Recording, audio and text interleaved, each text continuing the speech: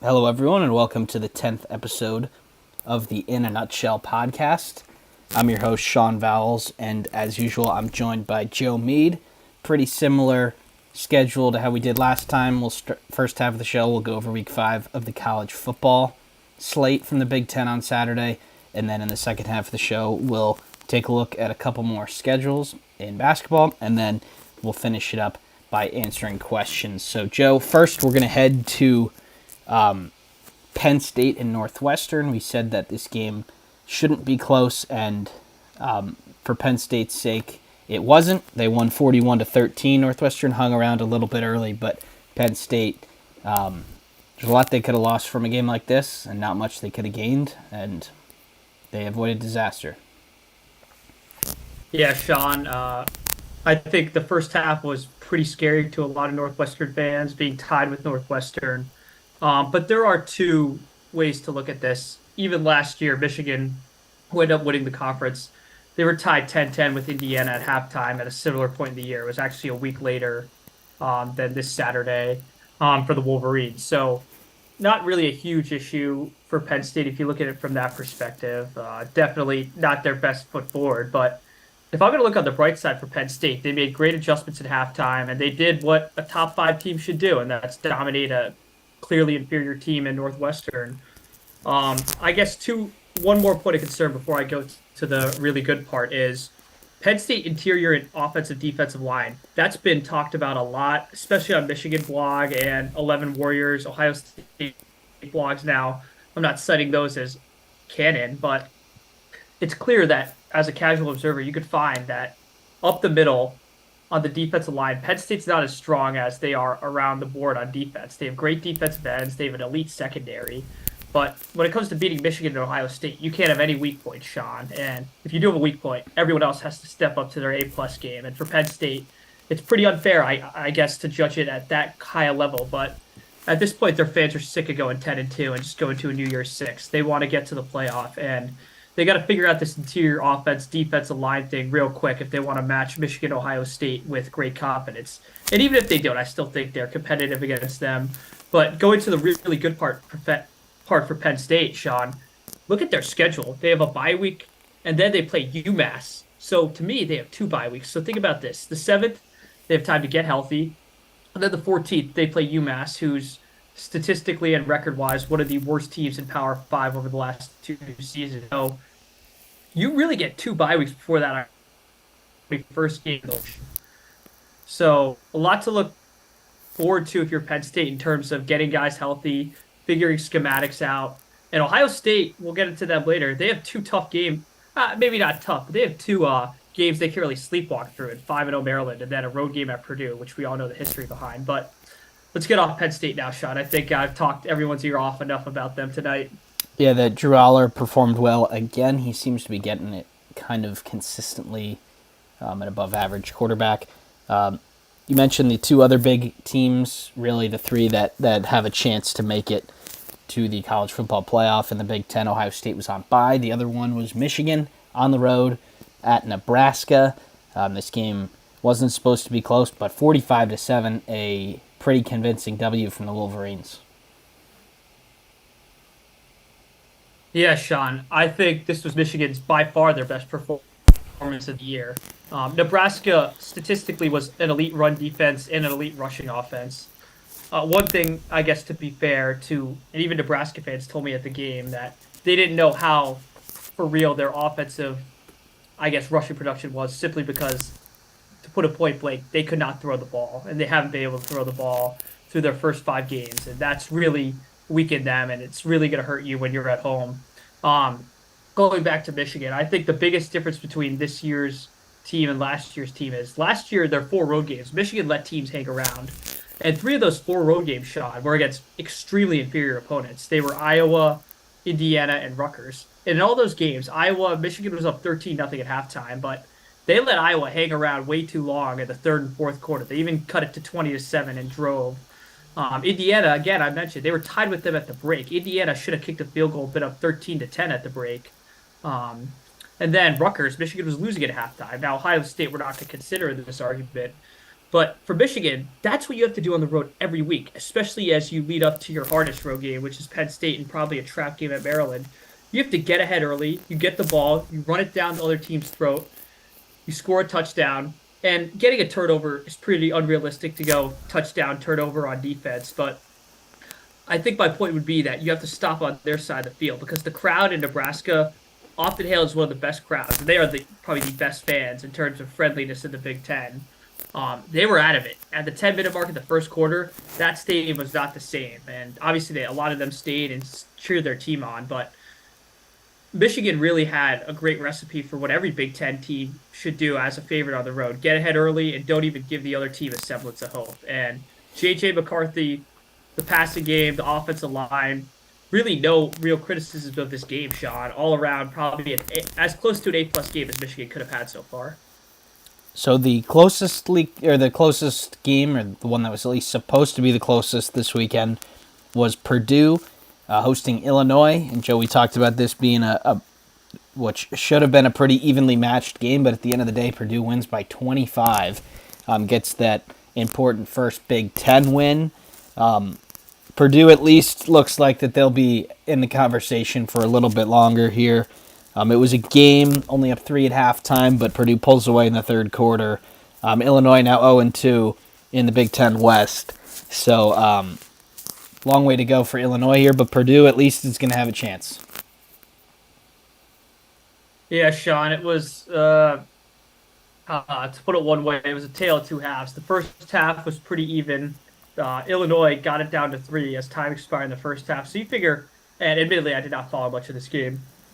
I was probably like most Big Ten fans, and I just watched the highlights and just followed along on my phone. But the second half surge for Purdue was phenomenal, and I don't know what to attribute to. I don't know if that was Ryan Walters knowing the Illinois defensive schemes, if it was Illinois not being able to do anything on offense, which has been a theme we've been seeing in Illinois in their 2 conference games so far, or if it was just the I don't know if Illinois quit, frankly.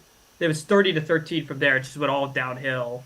I guess for Purdue, your biggest thing is scoring 44 points on Illinois. Maybe, certainly not their defense of last year. That's got to be a confidence surge as they go into the heart of their conference schedule. They are in Iowa this Saturday. Iowa's a team we're going to talk about very soon here. Purdue 2 years ago beat Iowa on the road, so certainly the sky's the limit for Purdue in terms of the West. Again, they only have that one loss, albeit it could be come down to a tiebreaker with Wisconsin, but still a lot of season left. And I'll remind Purdue fans, like I always have, they lost their first conference game last year and still made it to Indy. So certainly a lot to work on. I think their defense needs to sharpen up, and I think you have the right man for the job in Ryan Walters. And for Illinois, I think maybe you got to get Luke Altmaier. You got to make his seat a little hotter because the offense with him, I'm not attributing it all to him. They have to change something up because this season could go downhill even more than it already has. So the last Big Ten game was this Saturday night one on NBC. It was Iowa hosting a Michigan State team that has had all kinds of issues this year. And Michigan State was winning this game for most of it, but Iowa ends up pulling away late, winning by 10. The big storyline here is Cade McNamara is going to be out for the year. The Iowa quarterback, their offense already stinks. It's going to get a whole lot tougher for Iowa. Their defense can stack up against probably any unit in the country, barring a top 3 or 4 team, but it seems like their offense is going to struggle even more now. John, I've gotten a request from my friend Jackson, who's a listener of the podcast, who I went to Michigan with, to make more analogies. And I was thinking of one all day. The only thing I think of is probably when you're in the amusement park and you see 2 twins that are just spoiled rotten and treating their parents like garbage. And they keep begging and annoying their parents, and they both get what they want. And you're just cheering for both of the kids to be quiet. But, one of them is probably going to get what they want. And that's what this game was. I don't think any team deserved to win this game. I think both Michigan State and Iowa fans would tell you that. And if they didn't, Iowa fans were booing for most of the third and first half of the fourth quarter. Because Iowa, not only do they have no confidence on offense, they show it in their coaching decisions. They refuse to go for it on 4th down midfield. I get that's Kirk Ferentz being conservative. He is the longest tenured coach, so measurement is something he has. But, I understand they kicked the field goal to tie it 16-16, But if you're 4th and 2, and at that point in the game, Iowa's offense looked like they had nothing left in the tank. I mean, literally nothing left in the tank. And they lucked out with Cooper DeJean returning that punt. Because if that went to overtime, I'm not saying they would have won or lost. Frankly, probably the worst thing would have been this game would have gone even longer than it had. So I'm sorry to all the viewers who had to tune in on NBC. I'm especially sorry if you're an Iowa Hawkeye fan, and most especially if you're a Michigan State football fan, because my God, that was ugly. And one more thing, I don't know who had the worst performance between Deacon Hill and Noah Kim. Noah Kim, simply put, statistically, probably one of the worst quarterbacks Michigan State's had in a while. I'm not going to rile too much on the guy. He's had a lot of factors go against him, but no TDs, 3 interceptions, less than 200 yards passing on 44 attempts. I understand why they didn't put Keaton Hauser in the game, but they have a bye week and then that game at Rutgers. They might want to make a change, and for a lot of Spartan fans, they're demanding a change. So a lot to work on for both teams. I think one bright spot is Eric All looked like he had his best game. Did score a touchdown too. He went silent a little in the third quarter, but I think Iowa was designing plays to get him the ball. And I'm not saying that's going to work, but it's certainly something that can work, which is at least one thing to build off, because before that you looked like you had nothing. And the other bright side is you've played the hardest part of your schedule because you don't have to play Penn State again. But your biggest matchups in 2 weeks at Wisconsin, frankly, I don't know if Purdue's even to give you with Cade out. So I think if you're an Iowa fan, you just take this 1 week at a time here. Yeah, that's as blunt as I could be without being disrespectful to some of our younger viewers. the way that Iowa has to win games this year is the way that they won this one. You got to win with your defense and your special teams, because your offense is not gonna do much, and and the Michigan State defense is not very good. And one touchdown against that unit, you're not gonna have any room for error against any team that's bowl eligible probably. So the rest around the league, Minnesota beat Louisiana by 11. Maryland beat Indiana 44-17, and Wagner lost to Rutgers by 49. So not really much to talk about from those. We'll be back in a couple days to preview Week 6. We got a couple Big Ten games there and a couple more teams on bye. But Joe, before we go to hoops, we're going to talk about Jersey Kings. You can see it to my left. Same thing as usual. Code Sports Daily for 15% off. The link will be in the description when we're done. Help out our buddy John. Any jersey that you want, let him know, and it should be there within a day or two.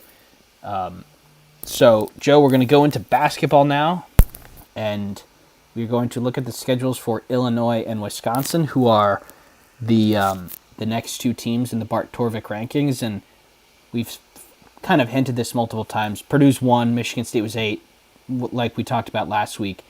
Now, we drop all the way down to 29th for Illinois, who is third in our Big Ten rankings, and there's a bunch in the 29 to 40 range. So just because Illinois is third on Bart Torvik does not mean that they're way better than Wisconsin or Indiana, who's right behind them, or Iowa, who's right behind. So we're going to take a look at Illinois' schedule here. You can see the roster up on the screen. Let me change that a little bit there. So the big returner for them is Terrence Shannon Jr. and Coleman Hawkins. They definitely are going to be the guys there. They got Quincy Guerrier from Oregon. He also used to play at Rutgers. Luke Goody is back. Sincere Harris is back. Justin Harmon from Oklahoma, I believe, is a veteran. Illinois last year, Joe, we talked about multiple times how they just wanted the season to end. It seems like they've at least got a chance to do something pretty... They at least have a chance to have a successful season this year.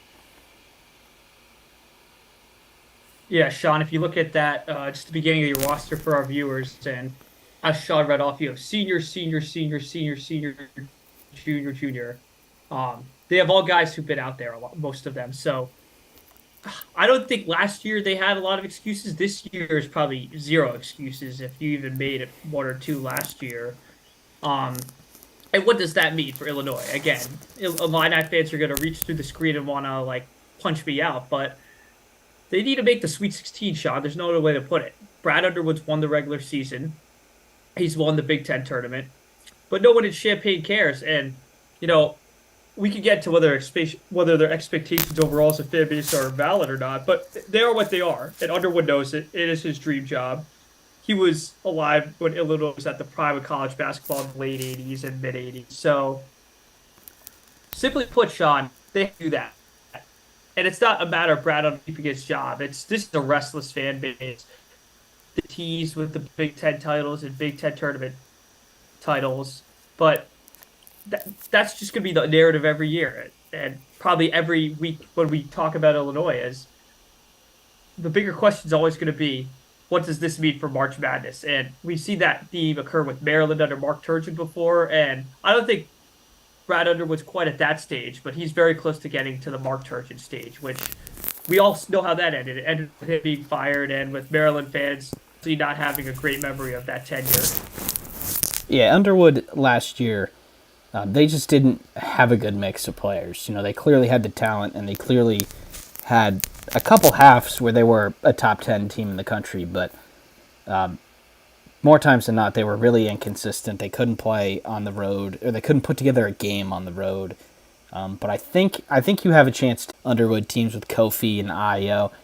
So we're going to go down to their schedule here now. I've cut off the top 2 games. They're Oakland and Eastern Illinois. So if they don't take care of those games, they'll be in some serious trouble. But you see a home game against Marquette there first. That'll be their first test. That's in the Gavitt games. And then a series of Quad 4 games before their only Big Ten game of December. That's against Rutgers, and then they play Florida Atlantic on a neutral. Remember, FAU went to the Final Four last year, and they returned pretty much their whole team. So as you see there, they're not supposed to win that game. Then Tennessee. That first game is probably as brutal a game as you could have, away at Rutgers. We all know the rack. We even ended on this last week on an episode that it's now just probably one of the most brutal places to play in the conference. And that's not great, because if you lose that, you immediately go to Tennessee. You play the bragging rights game against Missouri.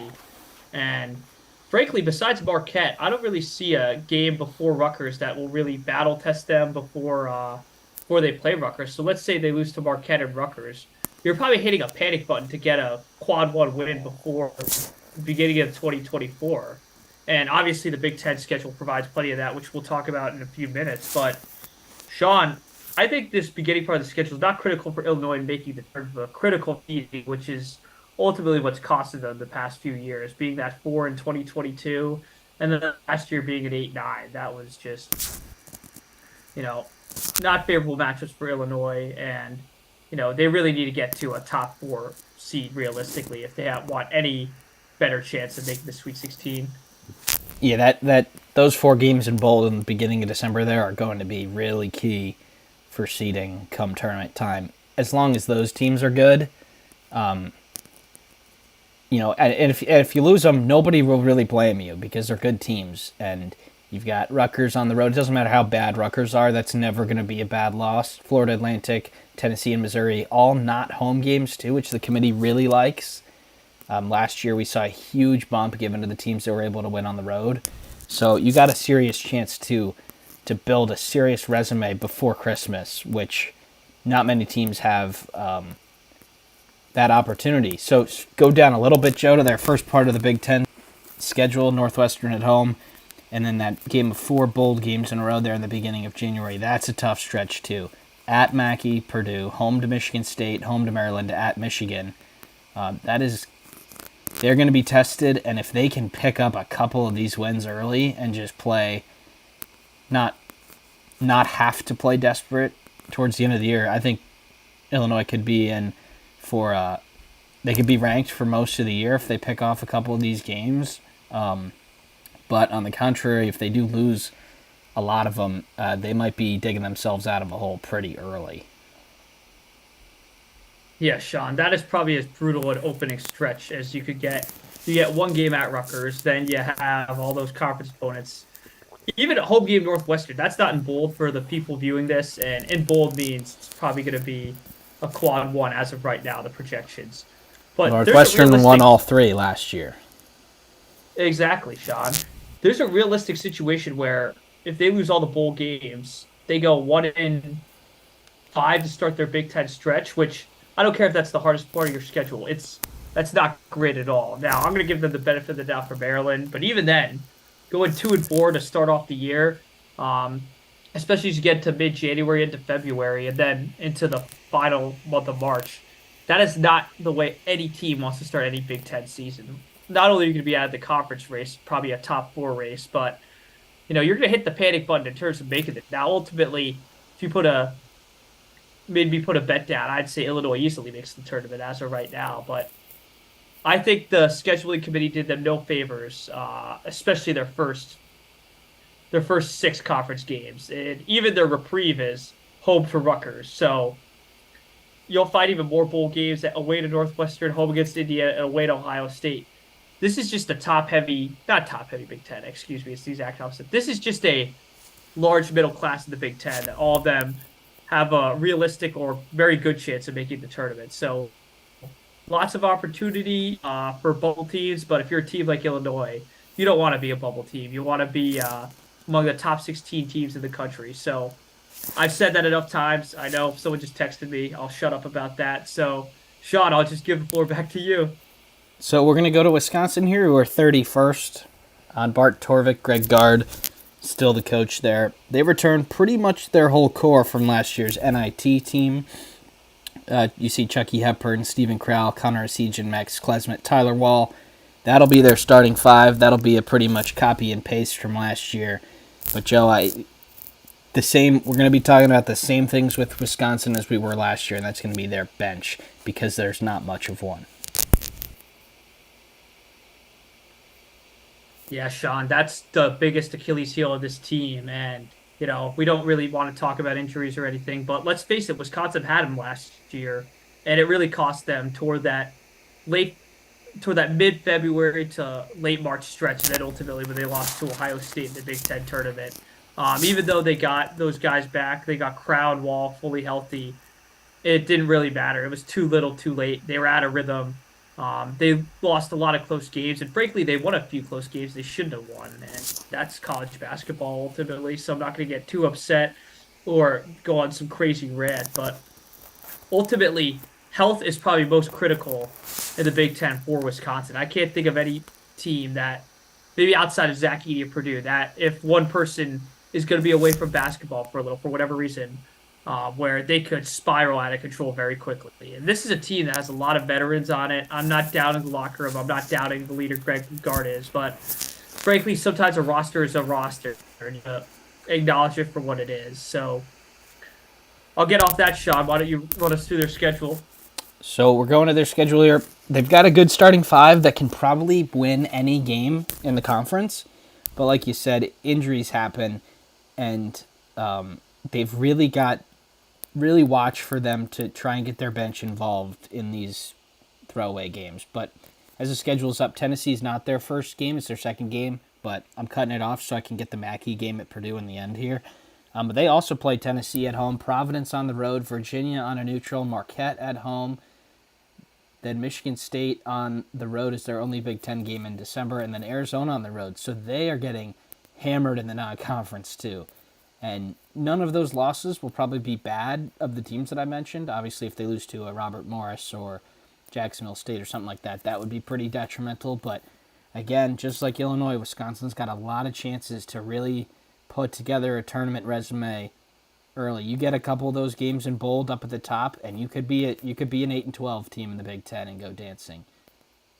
Marquette is a team that was a 2 seed last year. Providence with a new coach still supposed to be good. Tennessee, Sweet 16 team last year, so you got a lot of chances. Only the one Big Ten game for them too, and when they come back, they do have a very, very soft start to the schedule. At least we think. I look for them to rack up as many W's as they can early because there's really nothing better than that you can do other than to rack up W's early in the Big Ten, and it looks like they at least have a pathway to do so. Yeah, Sean, I think the pre-New Year stretch, so the pre-January stretch for both teams we previewed tonight are very similar. Plenty of opportunities for good wins. Like any team in this conference, there are plenty of opportunities for bad losses. but I really try not to think about that ever since the Central Michigan game last year. Getting off those terrible memories, I think their away game to Michigan State's very similar to the game at Rutgers. The only reason I say it's similar is because Wisconsin has guys who have played there before. They know they've been in that environment before. And I mean, they've been there before in terms of these guys have been playing 2 to 3 years together, as opposed to Illinois. I still consider like TJ Shannon, for example. We know he's a star, but he's still relatively new. It's his second year of the program. He's the equivalent to what a sophomore would be in terms of program status. Now, he has plenty more experience from his time at Texas Tech. But Sean, unlike Illinois, their January schedule frankly is pretty light until you get to the Friday game at home to Michigan State. They have a lot of games not in bowl. They have one against away to Ohio State, and Ohio State is probably like Michigan, one of the teams we don't know what they're going to be until we see them. So I think you're right on, Sean. They have to win games early, not only to for tournament sakes, but we've often named Wisconsin as a dark horse in this conference. Some of our viewers have, and starting off early and being a number one or two in the standings in the middle or the end of January, that puts you right in the race no matter what. So, Yeah, they should be able to. They probably won't change as much from the beginning of the year to the end as some of these other teams. Like, there's not going to be many teams that have they're going to be as ready as Wisconsin is for this first game, or at least these early games. So look for them to get a bunch of wins against teams in the non-conference, and then if they hit that stride in the beginning of January, they'll be in the tournament. That's how easy it is. That you can make the tournament in January. As crazy as that said, we've seen teams. My Hoosiers have gone on winless Februarys, and they've still had a chance to go to the tournament. You can do a lot of your work early. We've seen teams do that, and once you put something on the board, they can't take it away. So look for Wisconsin to be ready to play early this year, and while other teams are still trying to figure it out. So, Joe, we've got probably 5 or so minutes for questions here. So let's fire them off. yeah, Sean, first one is for you. We got, geez, another Maryland fan. Sam, I think it's just Sam. I'm not going to read off the last name. But Sam asked, Sean, wow, he's singling me out. He doesn't want me answering this. You only answer this, Sean. Sean, is there one coach in particular in Big Ten basketball that you a lead in post grab at the end of the year? Ooh, it's a good one. Can you say that again, Joe? You cut out a little bit. Yeah. So I guess to rephrase the question, is there a coach in the Big Ten that you see jumping to, I guess, a more elite job or a better job, not getting fired, but jumping, improving like a Michael Shrewsbury? There's certainly a couple that come to mind, but I mean it's the Big Ten's the Big Ten, so there could be a couple lateral movements, like a Chris Holtman to a lateral school, because I mean, if you're at the top of the conference in the Big Ten, what really will get you out of there, other than like a Duke or a Kansas or a Houston or something like that, Or NBA, yeah. or NBA, but I mean Willard won't be because he's new. Rhodes is new. Holtman could have a lateral move. I think we could see a lateral move from Chris Collins too. But I don't really think there's anybody who's going to get a better job out of the Big Ten coaches because there aren't many. Bill Self could retire maybe, and I don't know who would be a candidate for that. But I really don't think there's one. Obviously, stuff could happen, but I don't think there's one that could happen. Yeah, Sean's sticking to basketball again. We have a question from Taylor, who's, I believe, a Nebraska fan. And weirdly enough, not asking a football question. He probably made this question. He DM'd it on Sunday. Smart man. Sean, what team do you see as the most, I think, what's that say?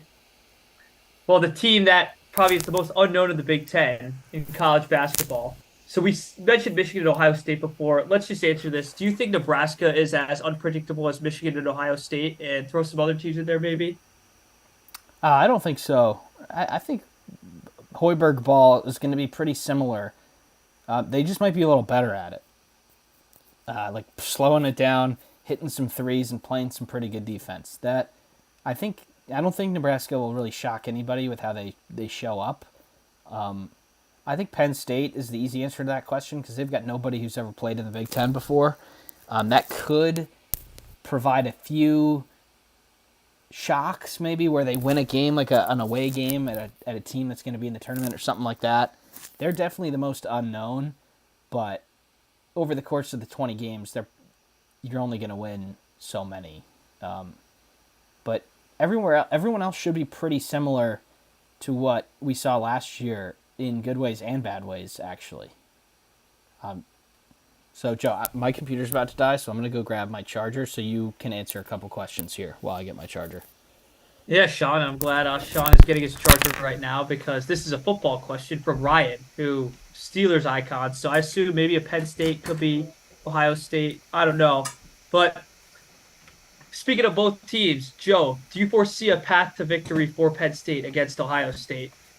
Ryan, absolutely, I do. I think Penn State's offense has been a lot more impressive than Ohio State's. The only two things that give me pause to pick Penn State over Ohio State is, frankly, the fact that under James Franklin, Penn State has failed to win a top five game, excluding a bowl game. Well, not even a bowl game, where they've gone on the road or one not in a whiteout. I'm just going to be frank with you. I think James Franklin, his record speaks for itself. He has multiple New Year's Six, 10-win, 11-win seasons at Penn State. The guy could coach. The record's not even worth arguing with. But, he has to win in Columbus. That was probably the biggest knock on Harbaugh.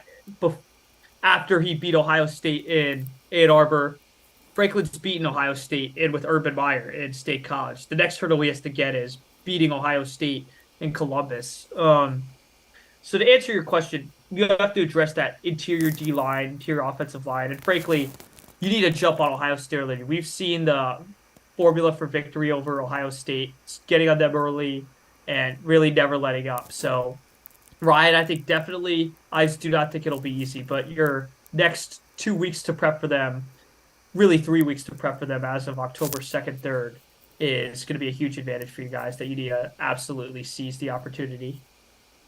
All right, Joe, we're about at 32 minutes here, so why don't you answer one last question, and then we'll wrap it up. Yeah, Sean, we got one last question, and it is from my friend Jackson, who is a Michigan fan. Joe, was this J.J. McCarthy's best performance as a Michigan Wolverine? And where do you rank him among the top quarterbacks in college football? This shouldn't be a long answer. I'm just going to give you the short and a short explanation. No, I don't think it was. I think he's had better performances, particularly against, actually, it probably was statistically, and against a real opponent. And then is he among the top five QBs in college football? No, I'll name ones that are better. Caleb Williams, Drake May, Michael Penix, Bo Nix, and you probably throw Quinn Ewers, Jordan Travis, have your pick, and similar guys like that. So no, I think he still has a lot to work off, and I think he has room to grow and ascend up those rankings, which at this point really mean nothing. So that's all we have for you today. Thank you for tuning in to episode 10 of the In a Nutshell podcast. We will be back in a couple of days for the Week 6 preview and a couple more basketball schedule look-ins. So keep sending your questions in.